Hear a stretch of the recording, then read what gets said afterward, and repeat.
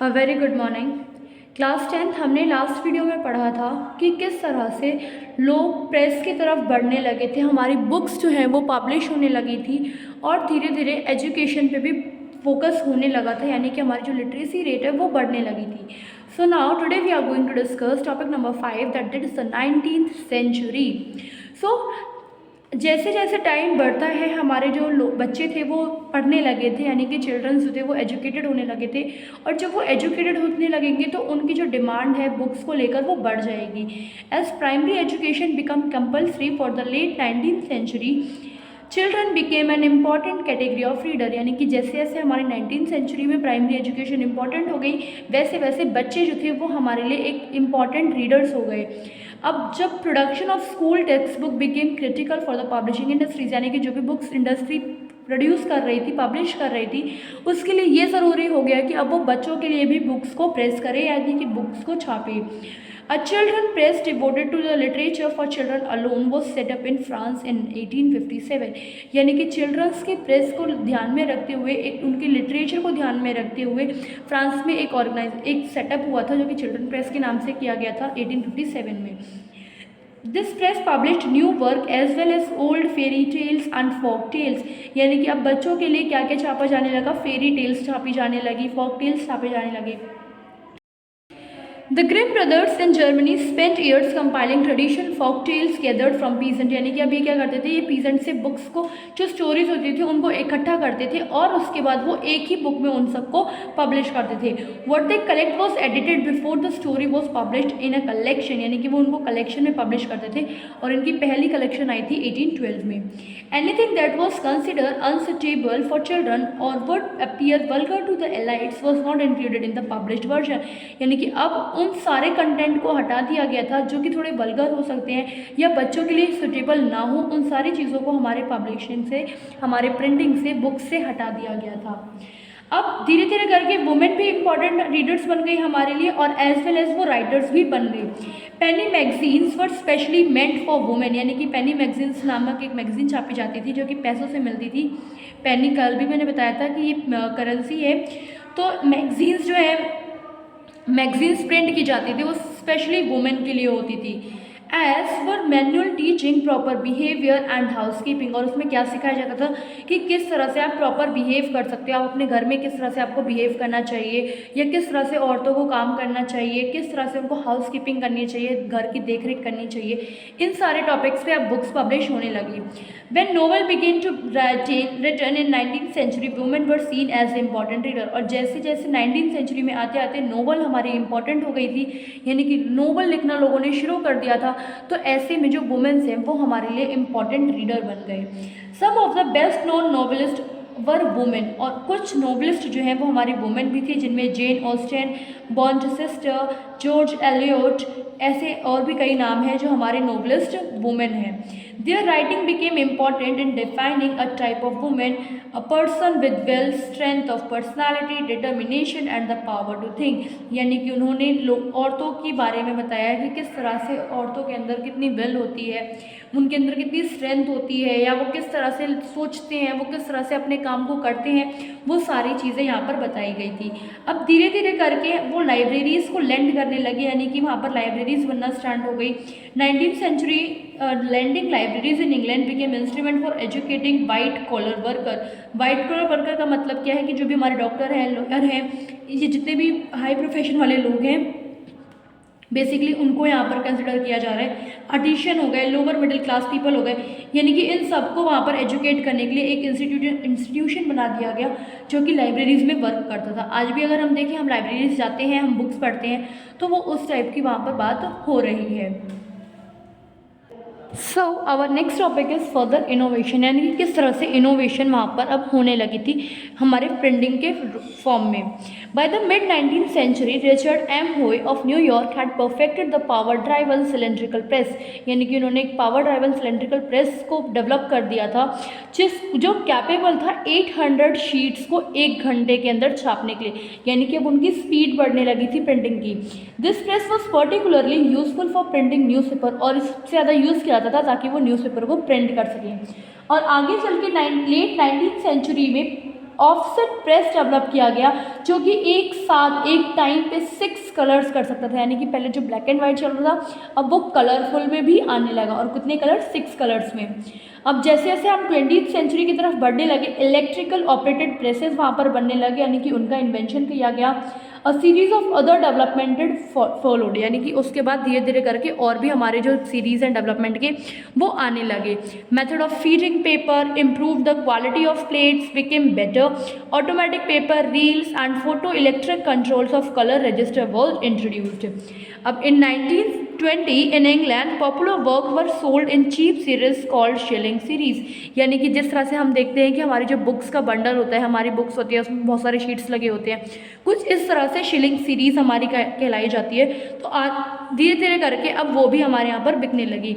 The dust cover और the book jacket is also a 20th century innovation. और dust cover और book jacket का मतलब क्या है? जैसे कि हमारे पास नॉर्मल बुक होती है, हम उसके ऊपर कवर चढ़ा देते हैं, या हम उसके ऊपर कुछ चार्ट पेपर वगैरह हम चढ़ा देते हैं, तो कुछ इस टाइप से जो है वो डस्ट कवर और बुक जैकेट वहाँ पर बोली गई थी।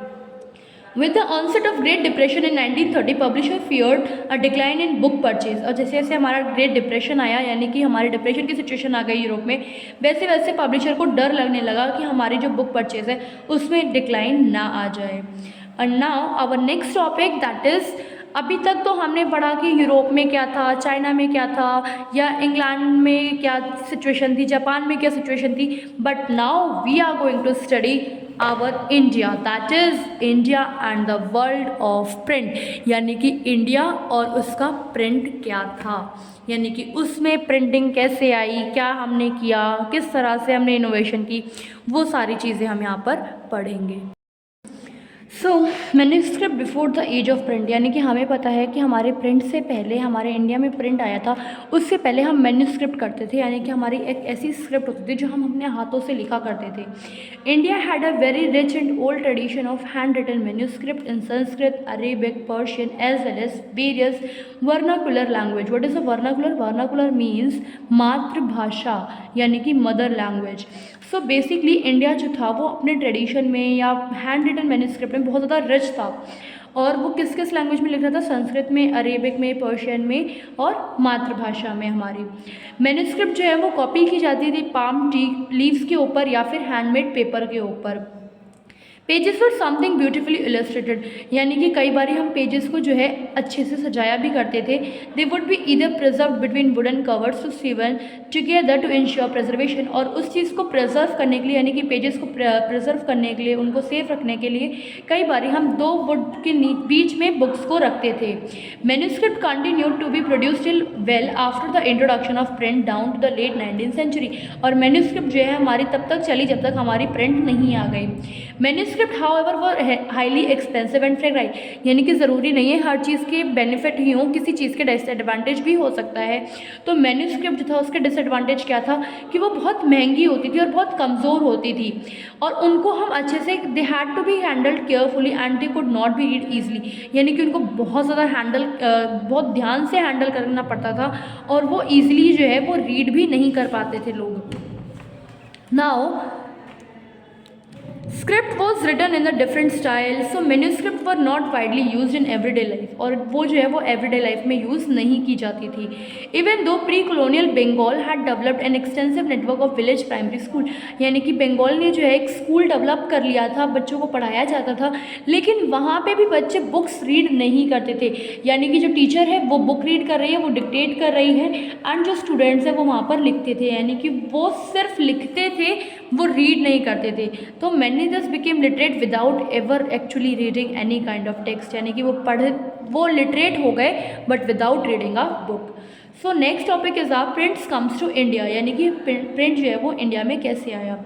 तो पहला प्रिंटिंग प्रेस हमारा आता है गोवा में by Portuguese missionaries in the mid 16th century, यानी कि मिड 16th सेंचुरी में हमारा गोवा में पहला प्रिंटिंग प्रेस खुला जाता है।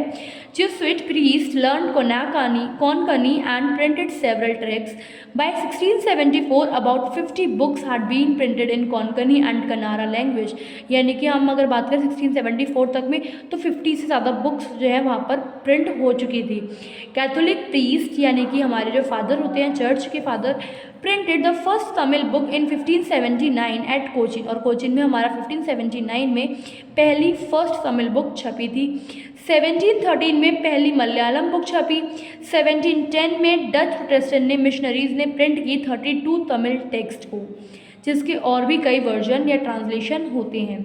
फ्रॉम 1780, और पहले क्या था, इंग्लिश की बुक्स जो हैं वो नहीं छापी करती थी। क्यों? क्योंकि इंग्लिश का इतना इफेक्ट नहीं था इंडिया के अंदर।